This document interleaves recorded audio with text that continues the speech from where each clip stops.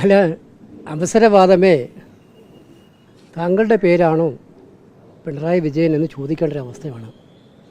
ഇത്രയേറെ യാഥാർത്ഥ്യങ്ങളെ മറച്ചു പിടിച്ച് ചരിത്രത്തെ വളച്ചൊടിച്ച് തൻ്റെ പാർട്ടി സെക്രട്ടറി നടത്തിയ ഒരു പ്രസ്താവനയെ വളച്ചൊടിക്കാൻ മുഖ്യമന്ത്രി നടത്തിയ ശ്രമം അദ്ദേഹത്തെ തന്നെ അപഹാസ്യനാക്കുകയാണ്. CPM-ൻ്റെ പൂർവ്വകാല ചരിത്രം അറിയുന്ന എല്ലാവർക്കും അറിയാം ഈ കാര്യങ്ങൾ എന്തൊക്കെയായിരുന്നു. എന്തുകൊണ്ടാണ് സുന്ദരയ്യ രാജിവെച്ചത്? രാജിവെക്കാൻ ആധാരമായ 10 കാര്യങ്ങളിൽ അദ്ദേഹം ആദ്യത്തെ കാരണം പറഞ്ഞത് എന്താണ്? CPM-ൻ്റെ ജനസംഘവുമായും RSS-ഉമായുള്ള ബന്ധം പാർട്ടി കേന്ദ്ര കമ്മിറ്റിയിലെ ഭൂരിപക്ഷം ആളുകളും ആഗ്രഹിക്കുന്നത് പാർട്ടിയെ കരുത്ത നാശത്തിലേക്ക് നയിക്കും, അതുകൊണ്ട് രാജിവെക്കാൻ ആഗ്രഹിക്കുന്നതാണ് അദ്ദേഹത്തിൻ്റെ സുന്ദരയ്യയുടെ പ്രസ്താവന തന്നെ. പാർട്ടി ജനറൽ സെക്രട്ടറി ആയിരുന്ന ഒരാളുടെ കത്തിലെ തന്നെ ആദ്യ വാചകം അതിന്ന് പബ്ലിക് ഡൊമൈനിലുണ്ട്, നോക്കിയാൽ അറിയാം.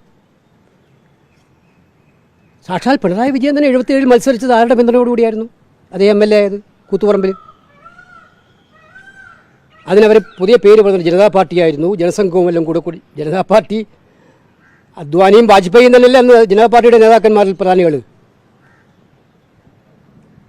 പിന്നീട് നമുക്കറിയാം എത്ര പ്രാവശ്യം CPM-ഉമായിട്ട് RSS-ഉമായിട്ട് പരസ്യമായ ബന്ധമുണ്ടായിട്ടുണ്ട്. നിഷേധിക്കാൻ കഴിയുന്ന ഒന്നാണോ? ഞാൻ തെളിവോട് ഇന്നിപ്പോൾ എൻ്റെ FB പോസ്റ്റിന് കൃത്യമായിട്ടുള്ള കത്തുകളോട് മുഖ്യമന്ത്രിക്ക് അയച്ച കത്തിൽ കൃത്യമായിട്ടുള്ള കാരണങ്ങൾ വിലയിരുത്തിയിട്ടുണ്ട്. ഓരോ ഇൻസ്റ്റൻസസ് പറഞ്ഞിട്ടുണ്ട്. തെളിവുകൾ ആവശ്യമുണ്ടെങ്കിൽ മുഖ്യമന്ത്രിക്ക് മുമ്പിൽ തെളിവുകൾ ഹാജരാക്കാം. CPM-ൻ്റെ RSS ബന്ധത്തെ വെളിപ്പെടുത്തുന്നു. പിന്നെ എങ്ങനെയാണ് മുഖ്യമന്ത്രി RSS-ഉമായിട്ട് ഞങ്ങൾക്ക് ബന്ധമേ ഉണ്ടായിട്ടില്ല എന്ന് പറയുന്നത്? അല്പസ്വല്പം ഉപകാരസ്മരണയെങ്കിലും വേണ്ടേ മുഖ്യമന്ത്രിയെ പോലുള്ള ഒരാളിങ്ങനെ പറയുമ്പോൾ? എന്തുമാത്രം സത്യത്തെ വളച്ചൊടിക്കലാണ് അദ്ദേഹം നടത്തിയിരിക്കുന്നത്. എന്തിനേറെ പറയുന്ന ഏറ്റവും ഒടുവിലെ 2021 തെരഞ്ഞെടുപ്പിൻ്റെ കാലത്ത് പോലും ഓർഗനൈസറിൻ്റെ മുന്നേറ്റ ബാലശങ്കറിൻ്റെ വെളിപ്പെടുത്തലുണ്ടായിട്ടുണ്ടല്ലോ. 89 VP സിംഗിൻ്റെ ഗവൺമെൻറ് സപ്പോർട്ട് ചെയ്ത് എങ്ങനെയായിരുന്നു? ഇതെല്ലാം യാഥാർത്ഥ്യങ്ങളാണ്. ഈ യാഥാർത്ഥ്യങ്ങളെ മറച്ചു പിടിച്ചുകൊണ്ട് മുഖ്യമന്ത്രി നടത്തിയ പ്രസ്താവന തീർത്തും അവസരവാദപരമായിരുന്നു എന്നാണ് എൻ്റെ ടേക്ക്. അതിൻ്റെ തുടർച്ചയായിട്ടാണോ ഇപ്പോൾ ഈ ഗവർണർ വിഷയത്തിൽ ഗവർണർ വിഷയത്തിൽ എന്തുകൊണ്ട് ആദ്യം CPM മുഖ്യമന്ത്രി പ്രതികരിച്ചില്ല?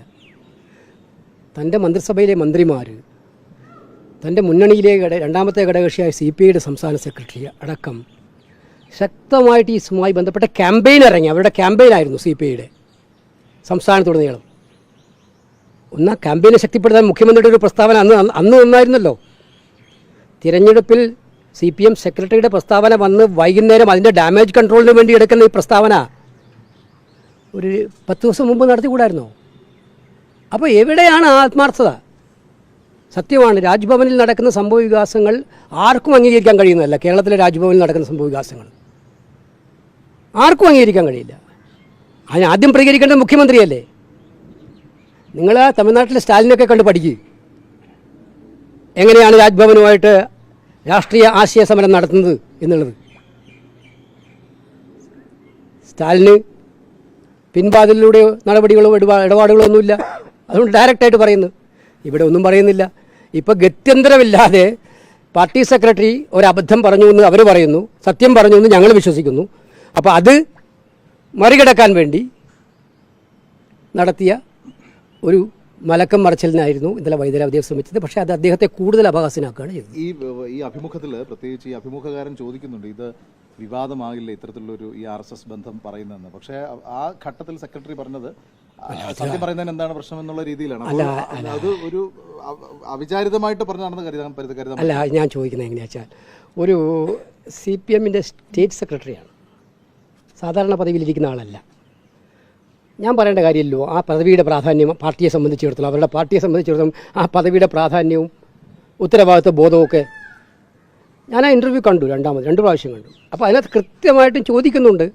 ആദ്യം ചോദിക്കുമ്പം ഇതെങ്ങനെയോ സ്ലിപ്പ് ഓഫ് ടങ് ആണോ എന്ന് സംശയിച്ച് അദ്ദേഹം ഉറപ്പുവരുത്താനായി വീണ്ടും ചോദിക്കുന്നുണ്ട്. ആ ഉറപ്പുവരുത്താനായി ചോദിക്കുമ്പോൾ വളരെ ആർജവത്തോടെ ഏറ്റവും ശക്തമായിട്ടാണ് പാർട്ടി സെക്രട്ടറി ഇത് പറയുന്നത്. ആ പാർട്ടി സെക്രട്ടറി പറഞ്ഞത് പിന്നെ അദ്ദേഹം മലക്കം പറഞ്ഞു, എങ്ങനെയാണെന്ന് എനിക്കറിയില്ല. അത് അദ്ദേഹമാണ് തീരുമാനിക്കേണ്ടത്. അദ്ദേഹത്തിൻ്റെ ക്രെഡിബിലിറ്റി അദ്ദേഹം ഒന്നും പറയുക. കാരണം ഇന്നത്തെ കാലത്ത് ആർക്കും മാറ്റി പറയാനൊന്നും പറ്റില്ലല്ലോ. മാധ്യമങ്ങൾ ആരെങ്കിലും നിങ്ങളുടെ വായിൽ വന്ന് തിരികിയിട്ട് പറയിപ്പിക്കുന്നതാണോ ഇത്? അല്ലെങ്കിൽ കോൺഗ്രസ്സുകാർ വന്ന് പറയിപ്പിക്കുന്നതാണോ? സ്വന്തം ഹിതമനുസരിച്ച് പറയുന്നതാണല്ലോ. അപ്പം അത് സത്യത്തിൽ എന്തുകൊണ്ട് പറഞ്ഞു എന്നുള്ളത് ആലോചിക്കേണ്ടവർ ആലോചിക്കുന്നതാണ് ഞാൻ വിചാരിക്കുന്നത്.